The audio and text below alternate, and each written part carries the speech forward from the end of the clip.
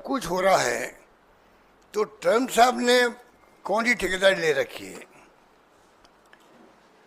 वो ठेकेदार बन गए खुद ही, या तो खुद बन गए या हमें हमारी चुप्पी जो है हमारे देश के सरकार की, उस चुप्पी ने उनके हौसले बढ़ा दिए हैं कि सीज फायर वो कर रहे हैं कि रात भर मैंने मेहनत करी, हमारे लोगों ने।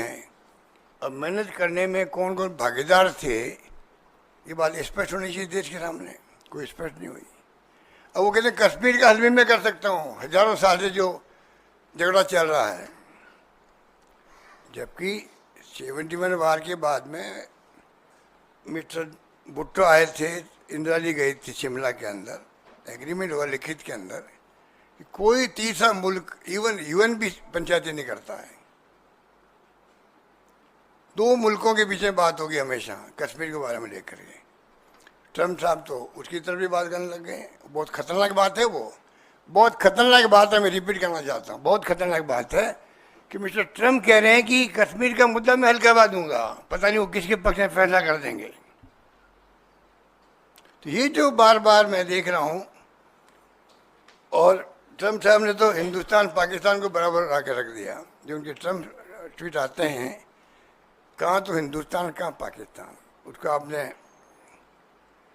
इस प्रकार कर दिया कि लोग। और फिर अभी पीएम की स्पीच होने वाली है, ऐसा तो नहीं है कि अमेरिका को मालूम नहीं था, तमाम मुल्कों को मालूम होता कि क्या होने वाला किस मुल्क में, वो तो अमेरिका है। इधर prime minister Modi ji address करने वाले थे, उसके पहले ट्वीट कर दिया उन्होंने कि दोनों मुल्कों को हमने कहा कि अगर व्यापार करना है तो आपको युद्ध बंद करना पड़ेगा। ये तमाम बातें जो हो रही है, इसका जवाब प्रधानमंत्री जी ने नहीं दिया। ये मेरी शिकायत उनसे, जवाब तो उनका देना चाहिए था। बाकी बड़ी बड़ी बातें आपने करी, अच्छी बात है, समय बताएगा कि जो बातें आप कर रहे हो वो कितनी हम कामयाब हो पाते हैं आने वाले वक्त में। भगवान करे कोई आतंकी घटना हो ही नहीं, अब कभी भी नहीं हो। हमारा तो ये ध्येय होना चाहिए था कि हमेशा के लिए पाकिस्तान की ऐसी स्थिति कर दें हम लोग, कम से कम वो जो है आतंकवादी घटना करने के काबिल नहीं रहे वो। और एकदम अचानक सीज फायर हो गया, पूरा देश सख्ते में आ गया है कि भाई ये हो क्या गया, समझ के परे है। इस प्रकार से जो, और इधर तो हो रहा सीज फायर है और 2 घंटे बाद में वापस अटैक हो रहे हमारे ऊपर। तो दुनिया क्या सोच रही होगी कि पाकिस्तान घबरा गया या कौन घबरा गया जिससे कि सीज फायर भी हो रहा है।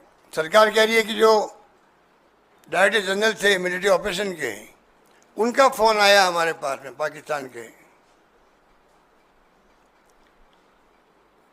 हम युद्ध बंद करना चाहते हैं।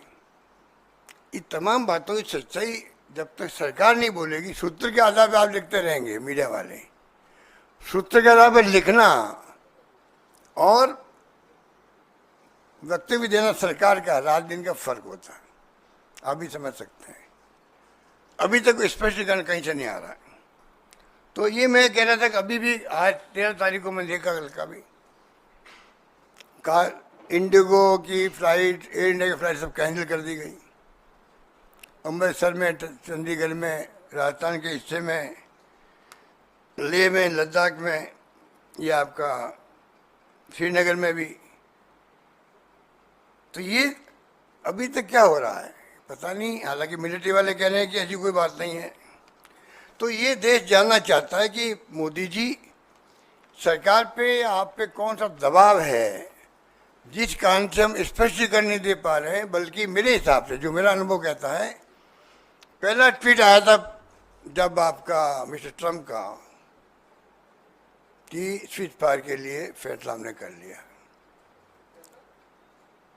तब उनको सरकार की तरफ से आना चाहिए था कि तीसरा पक्ष इसमें कोई पंचायत नहीं करेगा, ये हमारी पॉलिसी 71 की बनी हुई है, ये कहना चाहिए था।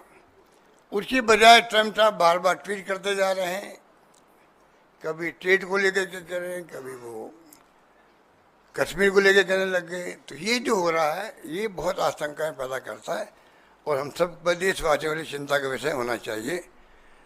क्योंकि अविलंब क्यों नहीं एमईए ने बात करी, क्यों नहीं स्पष्टीकरण दिया, ये आज भी सवाल हमारे सामने खड़ा है।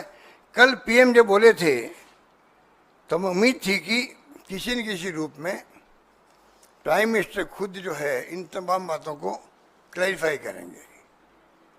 वो कल चूक गए हैं डैमेज कंट्रोल करने में। डैमेज बहुत भारी हुआ है सरकार को भी, क्योंकि जिस प्रकार से कहा तो इंदिरा गांधी ने 2 टुकड़े ही कर दिए पाकिस्तान के, सरेंडर करवा दिए सेनाओं को, और यहाँ तो 3 दिन का मामला था, सेना अच्छा काम कर रही थी, घुस रहे थे उनके अंदर, और अचानक ही स्विच फायर खबर आ गई।